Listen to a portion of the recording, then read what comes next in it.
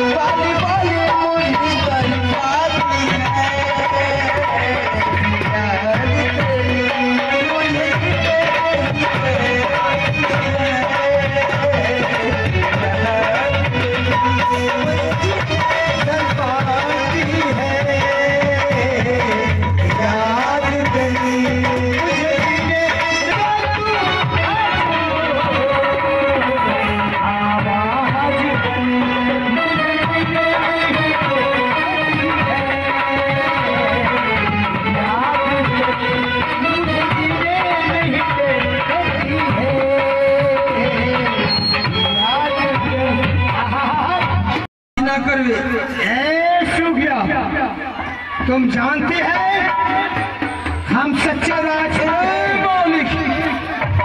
इनथिया के चुदर शादी ना करते ना ब्याह करते सुगा बना के झाड़ी खट पाट के मर उड़ा दे कहूँ जाकर पेड़ टूट जाकर पीछे दे नथिया का चुदर भूखे प्यासे मर जीते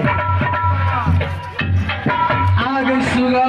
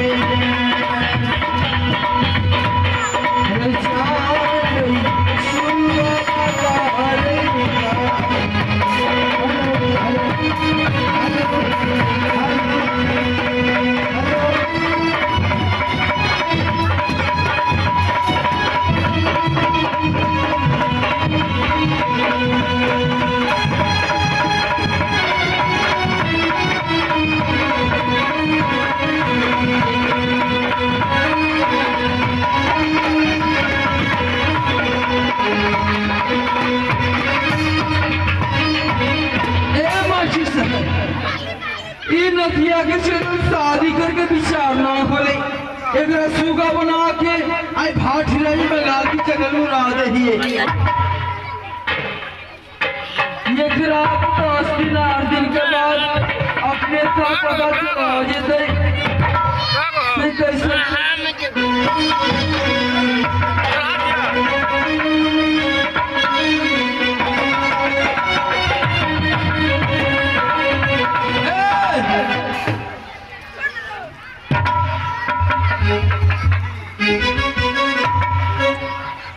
आगे जंगला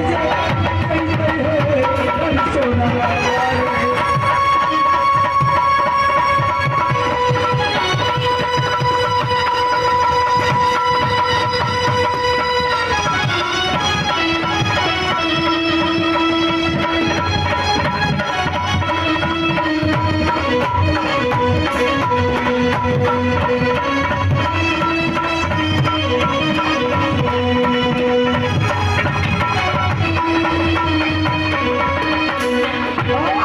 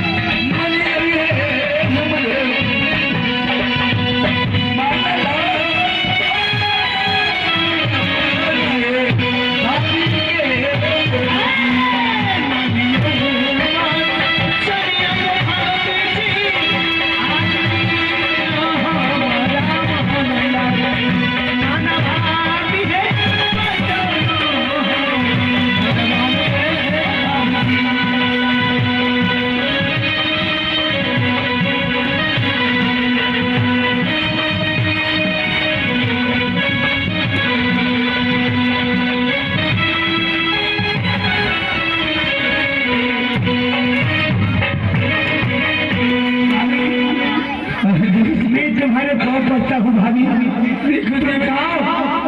राज बाबा है बाबा जी, मैं आपके लिए मैं जंगल भटक भटक के मर गई भाभी। भाई मैं जैसे सूगा बना हुआ था वैसे मुझे बना कर नहीं गए। मैं इसलिए कर सकती हूँ, मुझे मेरे देवर मिल चुका है और मैं अपने देवर के लेके जाऊंगी। भाभी तो मेरी बात नहीं मानोगी। देवर जी, मैं आपके घर में जंगल जंगल भटक गई और मैं घर से छूट के भाग के आई हूँ। अब मैं ऐसे कैसे चल जाऊंगा? भाभी तुम्हारी माँ है ना? नहीं है। मैं अच्छी हूँ लेकिन देवर जी तुम्हारी माँ है। आज ये सब किसके लिए हो रहा है? तुम्हारी माँ है ना? मेरे माँ है कि नहीं है ये बताओ। देवर जी मैं जो कह रही हूँ उस बात में तो मेरी भाभी नहीं, तू मेरी माँ है, तू मेरी माँ है। माँ हम जैसे कराऊँ वैसे ही करो। तुम राजमा बचाओ और बड़े भाई साहब को ताना मार के कहना जो आपकी बहू निकल है, आपकी रगों में राजपूतों के खून दौड़ता है, तो आप उधर सी के छुड़ा के लाइए। वो झाड़ी खंड जंगल में सूगा लकड़ी से हर कर ले गया है, लेकिन जैसे मैं सूगा बना हुआ था उसे बना के मुझे छोड़ दो। देवर जी आपने क्या कह रही देवर जी? भाभी मैं नहीं कर रहा हूँ, मैं सच कर रहा हूँ। अगर ऐसा नहीं करोगे मैं अभी प्राण दे दूंगा। देवर जी ऐसे आप नहीं कर सकते।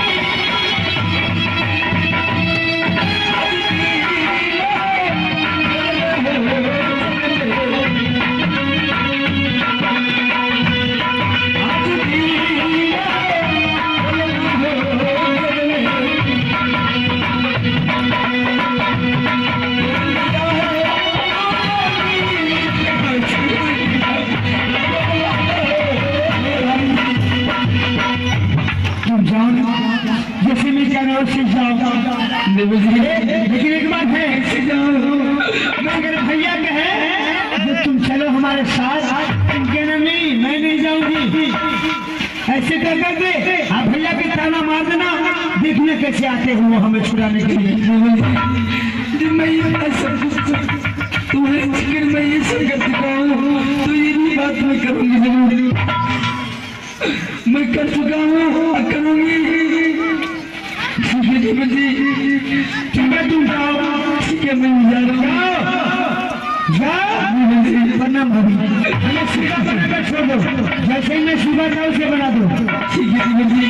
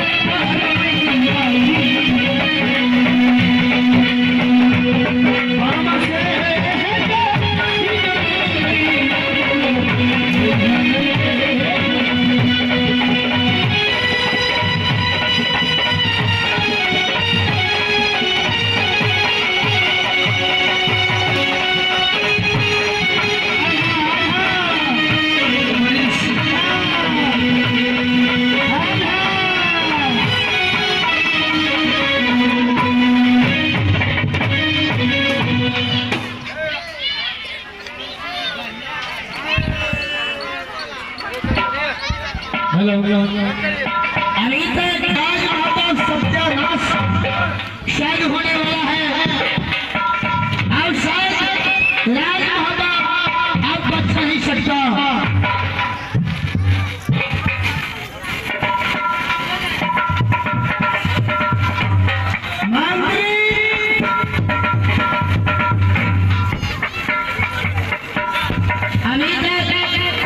कोई खबर नहीं आया, आप मैं क्या करूं? अब शायद ऐसा दिल कर रहा है कि राज माता मैं नहीं छोड़ करके चला जाऊं।